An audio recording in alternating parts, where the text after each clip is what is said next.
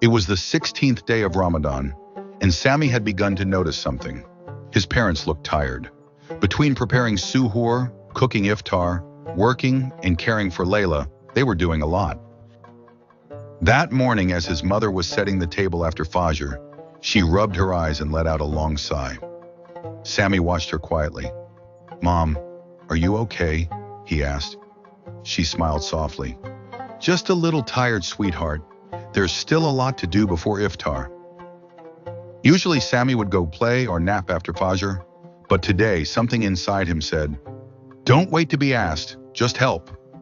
Without saying a word, he began picking up the plates and wiping the table. His mother turned around and blinked in surprise. "You don't have to, Sami," he smiled. "I know, but I want to." His father, who had just finished his Quran recitation, noticed and said, "You know, the Prophet taught us that the best of people are those who serve others without being asked." Sami liked that. It felt like a secret mission of kindness. So he made a plan. Today he would help everyone he could, but quietly. At school, he noticed that the classroom floor was messy after recess. While everyone ran off, Sami stayed behind and picked up papers and straightened chairs. The teacher walked in, surprised. "Who did all this?" Sami just smiled and shrugged. Later, he saw a younger student struggling to carry his backpack. Sami walked over and helped him without saying a word. "Thank you," the boy said, beaming. Sami felt something warm in his chest. Helping quietly felt different. It felt powerful. Back home, he saw Layla's toys scattered across the living room. Normally, he'd call her to clean them up, but instead, he quietly gathered them and placed them in her toy box. When Layla came in and saw everything neat, she squealed, "Wow, did you do this, Sami?" He winked. Maybe a cleaning angel came by. At iftar, his mother noticed the table was already set, the juice was poured, and the dishes were ready. She looked at Sami, a little surprised. "Did you do all this?" Sami shrugged and said with a grin, "Just helping the people I love." His father smiled. "You know, Sami, these little acts are the ones Allah loves the most. Especially when you do them without being told or expecting praise." Sami nodded. It felt good, like I was collecting invisible rewards.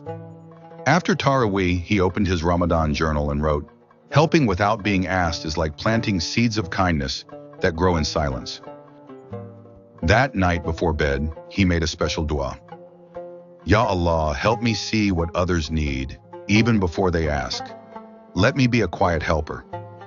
As he lay down, he felt a deep kind of happiness. He hadn't done anything big, but he had done everything with love. The next morning, he woke up early and helped fold the prayer mats after Fajr without being told. His parents exchanged a smile, noticing but not saying anything. At school, he sharpened the pencils and stacked the notebooks before anyone arrived. No one clapped. No one gave him a prize, but inside he felt like a Ramadan superhero in secret. Sami whispered to himself, "Helping quietly is like having a private conversation with Allah." That evening, as the adhan echoed through the house, he smiled and whispered, "Ya Allah, I didn't need anyone to see, because I know you did." Moral of the story: the most beautiful acts of kindness are the ones done silently, without seeking praise. Helping others without being asked is a powerful way to grow the soul and get closer to Allah.